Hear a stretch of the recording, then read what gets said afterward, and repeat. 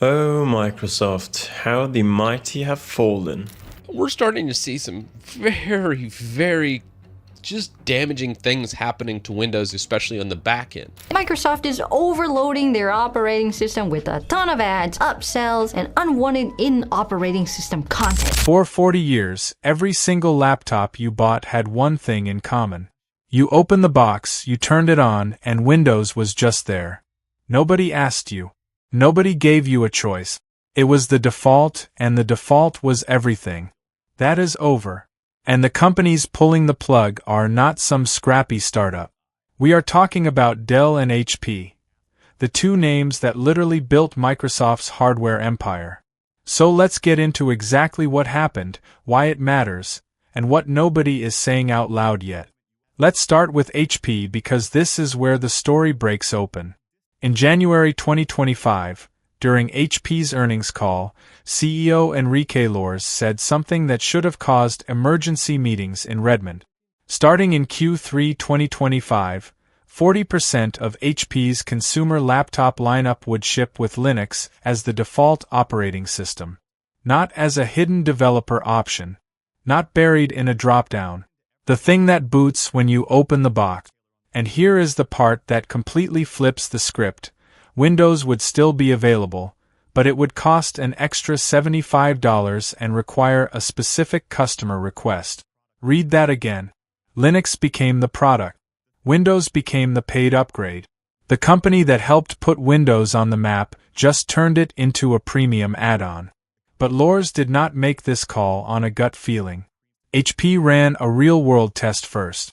In March 2024, they quietly listed 40,000 Ubuntu-preloaded laptops on HP.com with zero marketing push, no campaign, no announcement. Just a lower price and an honest product page. Those 40,000 units sold out. Customer ratings came in higher than comparable Windows machines. The return rate was dramatically lower. Support call volume dropped. HP had effectively run a controlled experiment on one of the biggest consumer electronics platforms in the world, and Linux won on every single metric that a hardware business actually cares about. That is not ideology. That is data. Now here is what people miss when they hear this story. The cost of shipping Windows for an OEM like HP is not just the licensing fee, though that fee alone is a real per-unit hit on every machine. In the brutally competitive $400 to $600 laptop tier where HP fights for volume, every single dollar of margin is survival. But beyond the license, Windows 11 hardware requirements forced HP to hit TPM 2.0 compliance, support specific CPU generations, meet minimum RAM and storage thresholds just to make the experience feel acceptable. Every one of those requirements either increased build costs or pushed the device into a price bracket where it simply could not compete. Then add driver-breaking updates, customer returns, and a flood of support tickets every time Microsoft pushed an overnight patch. HP was bleeding money on every Windows machine it sold, and Linux quietly eliminated most of that bleeding overnight. Then Dell moved. And the way Dell moved is actually more revealing than anything HP announced publicly. Dell did not hold a press conference. Dell did not drop a headline on an earnings call. Dell just changed its storefront. On Dell.com, Linux models started getting equal visual prominence alongside Windows equivalent. Ubuntu-preloaded machines were priced lower and pushed harder inside the site's recommendation engine. And the number that got Dell's operations team paying close attention. The return rate on Linux models was a fraction of comparable Windows unit. Retail businesses live and die by that number. Lower returns mean better margins, better review scores, better algorithm placement on Amazon, Best Buy, and Walmart. That flywheel spins in one direction, and once it starts, no marketing deal from Microsoft can stop it. When Microsoft reportedly reached out to discuss the direction of Dell's product lineup, the conversation went nowhere. Because when a company has already rearranged its shelves, the strategic decision is locked. They are not exploring anymore. They have decided. Michael Dell's whole philosophy has always been ruthlessly simple: Follow the money with zero sentimentality. And the money was now pointing away from Windows. Here is the honest truth underneath all of this. Windows did not lose HP and Dell because Linux suddenly became some revolutionary product. It lost them because Windows became harder and harder to defend to a customer.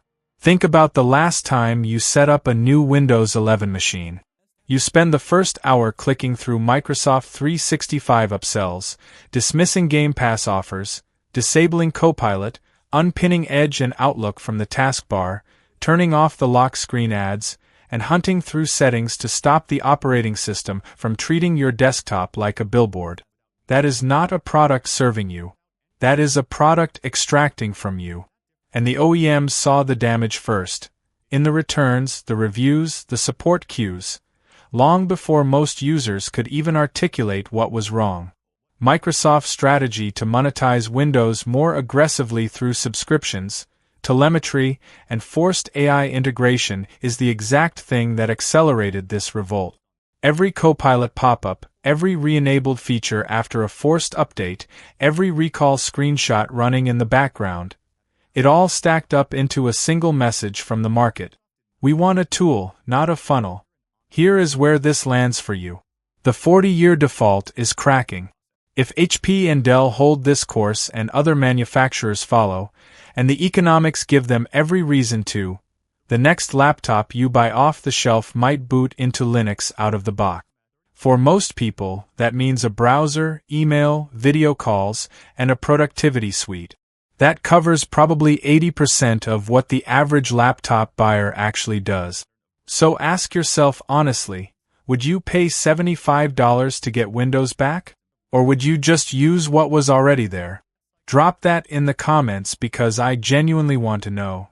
And if you want to follow how this story plays out, because this is absolutely not over, subscribe, because we are going to be watching every move as it happens. Microsoft pushed out a security update called KB50344441 for Windows 10. Not a feature drop. Not a redesign. A single, targeted security patch built to close one specific hole, CV 2024-20666, a BitLocker bypass vulnerability buried inside the Windows recovery environment, also known as WinRE. The attack scenario was narrow. A bad actor needed physical access to your machine to exploit it, not remote access, not a global cyber attack. Someone had to be holding your device.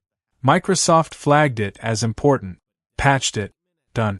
Except it wasn't done, because within days of release, something went wrong, and the internet turned a failed update into the end of the world. Thousands of users ran the update and hit a wall.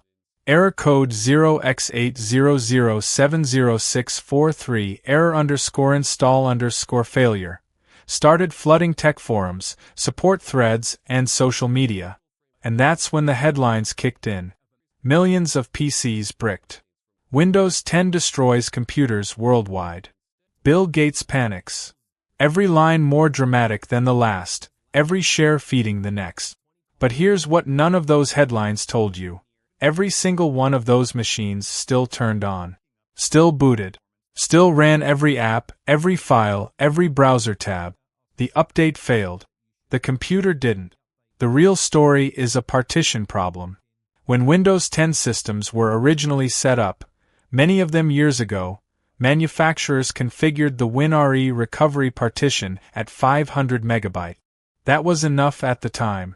But KB50344441 needed at least 750 MB of free space in that recovery partition to install properly. 250 MB short. Update hits the partition, runs out of room, throws 0x800700643, stops dead. The operating system behind it?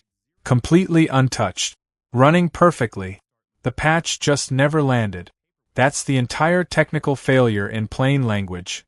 A size mismatch between what the update needed and what older systems had.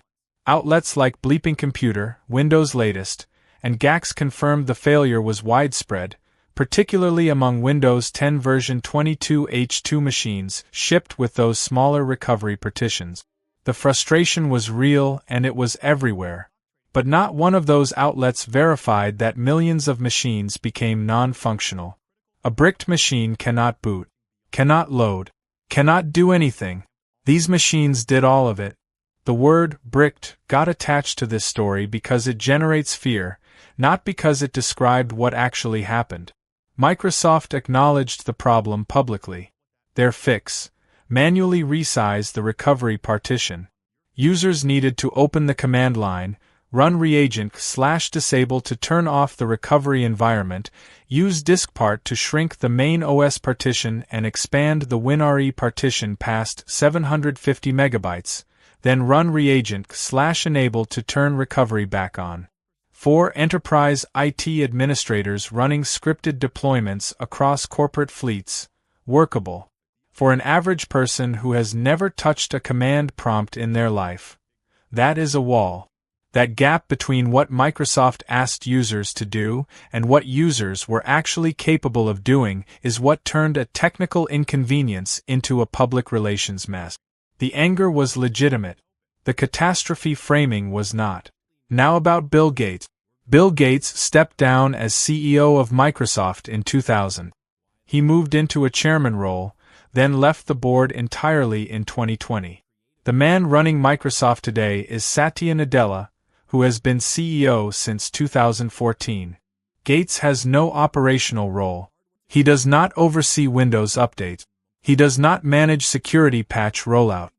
He does not get called into emergency meetings about recovery partition sizing.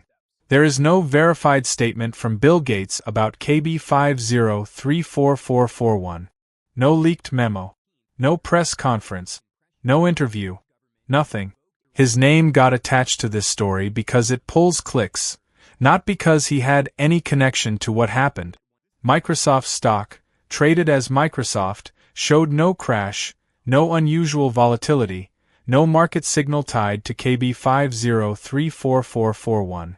There were no regulatory investigations, no emergency press briefings from Satya Nadella, no trading halts.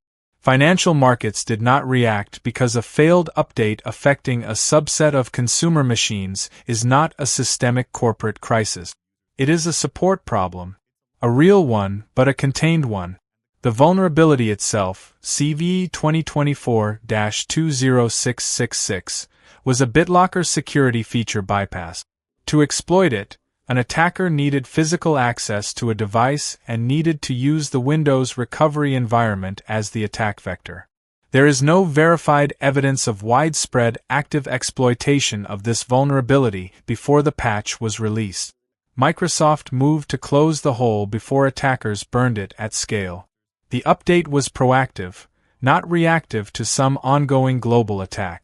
The framing that portrayed this as damage control for an active cyberwar was invented. Windows 10 runs on hundreds of millions of devices around the world.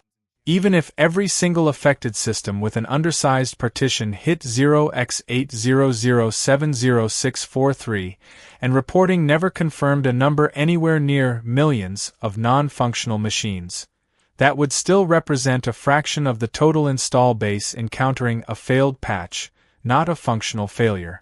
Those systems stayed unpatched against CVE 2024-20666 until users manually resized their partitions or Microsoft refined the deployment process. That is a security maintenance gap. It is not infrastructure collapse. No hospitals shut down over KB50344441. No airlines grounded flights. No ATM networks went dark.